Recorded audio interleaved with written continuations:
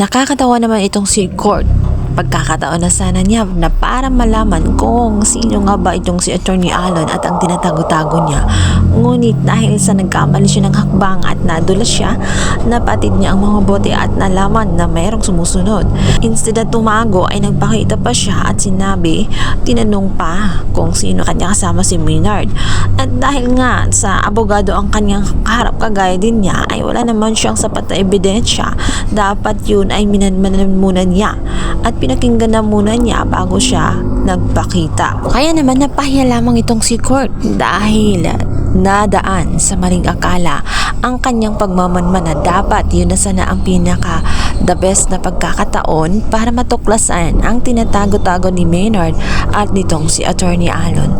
Samantalang si Maynard ay hindi na rin aamin dahil sa takot niya dahil pinagbantaan siya ni Attorney Alon na sa oras na ilaglag nga niya si Alon ay idadamay niya pati ang kanyang girlfriend.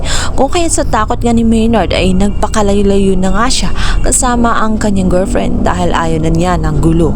Ngunit sa pag-aakala naman ni Attorney Alon ay makakaligtas na siya sa kanyang mga kasalanan ay hindi pa sapagkat may isa pa siyang problema. Ito nga ay si Sabrina kung saan hindi na rin kaya na pakisamahan pa ang masamang ugali nitong si Attorney Alon dahil bukod sa hindi makatuwiran ang kanyang pinagagawa kay Sabrina ay nananakit na rin siya.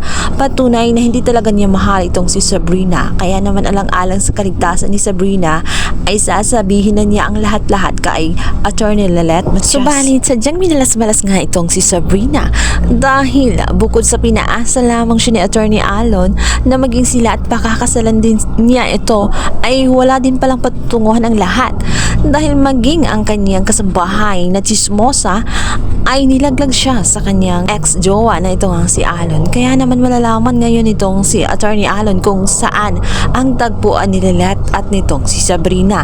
At dahil doon hindi papayag si Attorney Alon na si Sabrina ang sisira sa kanyang mga plano. Kung kaya't bago mangyari yun ay tatapusin na niya ang buhay nitong si Sabrina bago pa ikanta ang lahat ni Sabrina. Mantala, naroon na nga sa tagpuan itong si Lelet at itong si Court nag-aabang na kay Sabrina dahil malaki ang kutob nitong si Lelet na maraming nalalaman si Sabrina tungkol kay Alon.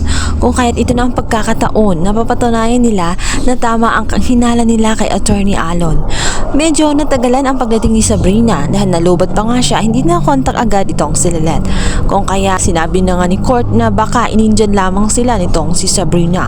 Ngunit maya-maya din ay dumating din ang kanilang inaantay. Ngunit nang patawid na nga itong si Sabrina ay magulat na lamang sila dahil bigla namang darating itong malaking sasakyan kung saan sasagasaan na nga itong si Sabrina.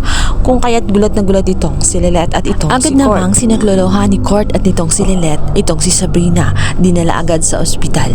Dito nga ay makikitaan na lumalaban pa rin itong si Sabrina at hindi pa natuluyan itong si Attorney Alon. Kung kaya't may malaking problema itong si Alon dahil tela gusto talagang makapagsalita nitong si Sabrina. Kaya naman kinausap ni Lelet itong si Alon at itong si Era kung saan dumalaw din doon sa ospital. Kahit nagtataka si Lelet dahil kakaresign nga lang nitong si Sabrina at bakit naisipan nga nila na dumalaw. Yun ba ay gusto nilang manmanan itong si Sabrina or gustong titiyakin na patay na nga ba itong si Sabrina dahil malaki ang kanyang naniniwala na si Sabrina ay may maraming nalalaman tungkol kay Attorney Alon. Kaya sinadya ang pangyayari na sinagasaan siya nang sa ganun hindi na makapagsalita at hindi na malaman ang tinatago-tagong lihim nitong si Attorney Alon.